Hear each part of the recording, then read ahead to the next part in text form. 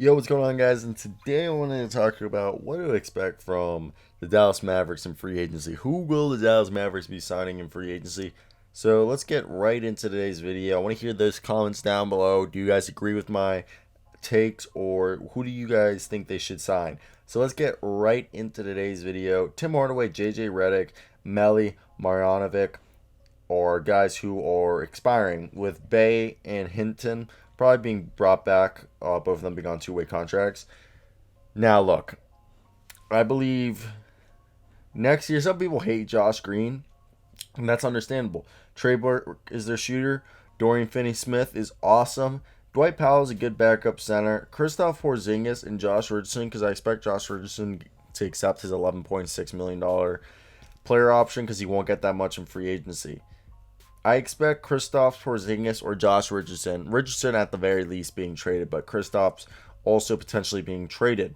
Now, what do I believe is the best thing that they could do is, I think, getting a guy along the lines of Danny Green, because they have 90 right now with everyone, only 90.9 million in used cap space, meaning that they have 22 million available to go around and have some fun with. So, who do I think would be a good choice for them? I've seen Jared Allen as a potential guy for them, but I really think the guy that we should Reggie Jackson was awesome. He averaged against the Mavericks 15 and a half points and made over three-pointers a game on 39%. And he's awesome, but I think they need defense. And that's why when I look at this, Mike Conley would be great, but then I think about Luka is their point guard. They need a shooting guard and a small forward. They need help at the wing and forward spot. So Danny Green, and the Mavs have been interested in him for a while. They wanted him in 2019, but they lost out to the Lakers after Kawhi joined the Clippers. And the Mavericks actually tried to acquire him at the 2020 trade deadline, but couldn't close the deal. And again, they tried to get him before last season when he was dealt to OKC to Philadelphia. So at 33 years old, he has 3 NBA championships. He's a 40% career three-point shooter, and he would instantly improve their defense. And he's the role player that every championship team needs. He's going to play hard on both sides of the floor. And yeah, he's going to have a lot of suitors, but I think if they offer him like 10 mil, I think they can outbid other teams. Now, another person we could see is Nico Batum. I think Nicholas Batum would be perfect. Imagine Danny Green at shooting guard and Nicholas Batum at small forward, Dorian Finney-Smith at power forward, and then I guess if they keep Kristaps in this scenario, Kristaps at the center position. Or what if Kristaps Porzingis, Jared Allen sign and trade? I'm just kidding, guys. That'd be cool. I honestly think the Cavs would think about it, but if they got Evan Mobley, I don't think they would do it. But if they got Jalen Green, I think they would honestly think about it. But look, Nicholas Batum had a resurgence with the Clippers, and he's a guy who is a wing that would be able to give him the ability to have a guy who can handle the ball, make plays, and play solid defense. He's a fantastic fit. He's a 6'8" forward who can guard anyone on the court at any position. He's literally the guy they need to give him the versatility to make a deep playoff run. And the Hornets bought out Batum's contract before the start of the season. He went on a 1-year deal on a vet minimum with the Clippers. So he's looking to he could be looking to get paid, even though he was paid by the Hornets already. So I really think, imagine Nicholas Batum and Danny Green being the signings, and I guess you would have Josh Richardson back up Danny Green, and then Maxi Kleber and Josh Green and Dorian Finney. Well, Dorian Finney-Smith would be the starting power forward, so I guess Maxi Kleber would be the backup small forward, with Josh Green rotating their backup power forward. I guess would be the big question mark.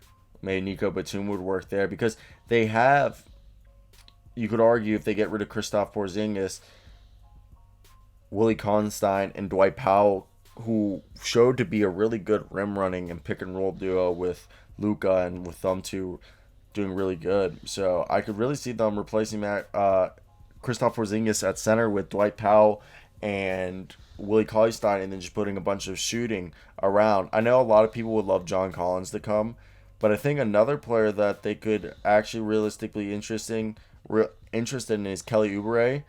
But Reggie Jackson would be a great point guard for them to be looking into bringing. I know John Collins would be awesome just to put there, and if they did do that, I think if they got John Collins, it would be because they were getting rid of Kristaps. But right now, I don't know if they're gonna keep or get rid of Kristaps. I think they're gonna get rid.